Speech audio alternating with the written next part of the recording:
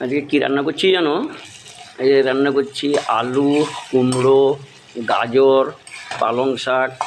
ঠিক আছে, আমাদের বিল্ডিংয়ের পিছনে আমার বিল্ডিংয়ের পিছনে পালং শাক হয়েছিল, পালং শাক হয়েছে, লাল শাকও দু চারটা হয়েছে।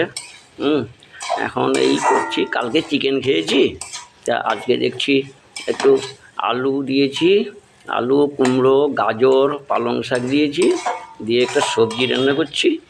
অনেক দিন তো রান্নাবান্না করিনি।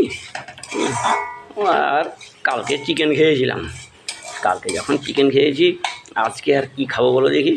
আজকে বললাম একটু সবজি হোক, তার সঙ্গে বড়ি ভেজে রেখেছি। এই বড়ি হলো বেসনের বড়ি, জানো, বেসনের বড়ি, এই বড়ি দিয়ে দেবো, বড়ি ভাজা আছে, মোটামুটি আমার হয়ে যাবে।